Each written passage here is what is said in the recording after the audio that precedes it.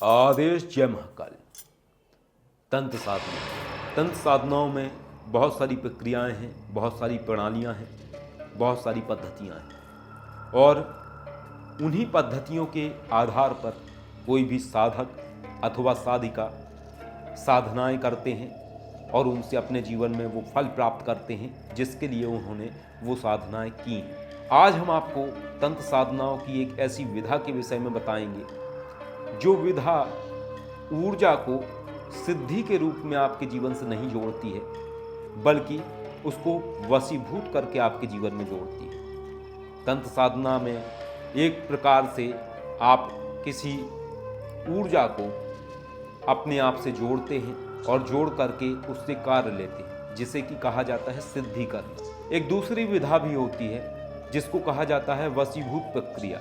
वशीभूत प्रक्रिया एक ऐसी प्रक्रिया है जिस प्रक्रिया में आप किसी भी ऊर्जा को वशीभूत करते हैं अपने प्रति और उसको एक तरीके से आप सेवक भाव में जोड़ लेते हैं। अब वो कौन सी ऊर्जाएं हैं जिनको वशीभूत प्रक्रिया से जोड़ा जा सकता है? वशीभूत प्रक्रिया से आप कोई भी त्रयोणी की ऊर्जा को, किसी भी आत्मा को, किसी भी प्रेत को, पिशाच को स्वयं से जोड़ सकते हैं और जोड़ करके उनसे कार्य ले सकते हैं। अब इसमें ये भी समझना होगा कि वशीभूत प्रक्रिया से क्या लाभ है। वशीभूत प्रक्रिया से ये लाभ होता है कि आप जिस भी ऊर्जा को स्वयं से जोड़ते हैं वो आपके आदेश का पालन करती है। आप आदेश देते हैं और उसको हर हाल में उसको करना ही पड़ता है, क्योंकि वो आपका गुलाम है, वो आपके वश में है।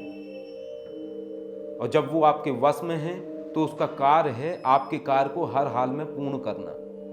सिद्धि एक अलग प्रक्रिया है। जब आप किसी ऊर्जा की सिद्धि करते हैं तो वहां आप शक्ति से अनुरोध करते हैं, शक्ति को आदेश नहीं दे सकते हैं। शक्ति को आप रिक्वेस्ट करते हैं, प्रार्थना करते हैं और आपके कार्य पूर्ण हो जाते हैं। इस तरीके की प्रक्रियाएं तंत्र साधनाओं में होती हैं और जो जानकार साधक होते हैं वो कई सारी प्रेत आत्माओं को या त्रयोणी की शक्तियों को वशीभूत प्रक्रिया से स्वयं से जोड़ते हैं और उनके माध्यम से कार्य लेते हैं। किस तरीके के कार्य?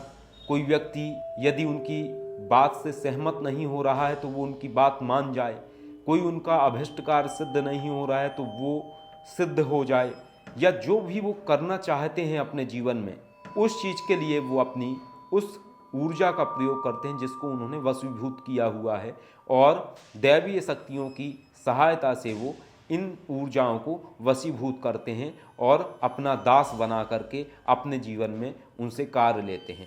एक और महत्वपूर्ण बात यहाँ मैं आप सभी को बताना चाहूँगा।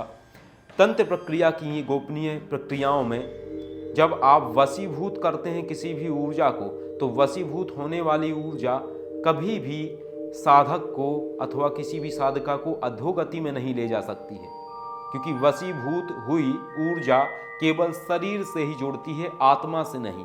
और सिद्धि की हुई ऊर्जा आत्मा से जुड़ती है, शरीर से नहीं। तो दोनों का भेद होता है और दोनों का अपना तरीका होता है। जो वशीभूत वाली शक्ति है, वशीभूत वाली शक्ति केवल आपके उसी जीवन में ही आपके साथ जुड़ के रह सकती है जिस जीवन में आपने किसी ऊर्जा को वशीभूत किया है। उसका संबंध आपके शरीर से है, जिस शरीर के अंदर आपकी जीवात्मा विद्यमान है। जबकि सिद्धि का संबंध व्यक्ति की आत्मा से होता है और जब कोई व्यक्ति किसी ऊर्जा की, किसी त्रयोणी की सिद्धि कर लेता है और अगले जीवन में दोबारा से जन्म लेता है तो वो सिद्धि की हुई ऊर्जा पूर्व जीवन से पुनः उसको कांटेक्ट करने की कोशिश करती है, जबकि वशीभूत प्रक्रिया में ऐसा नहीं होता है।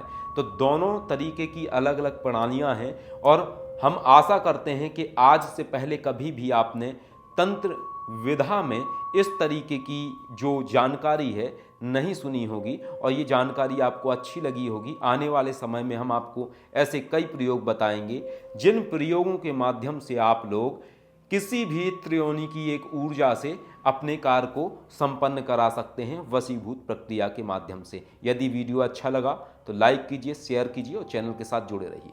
आदेश जय महाकाल।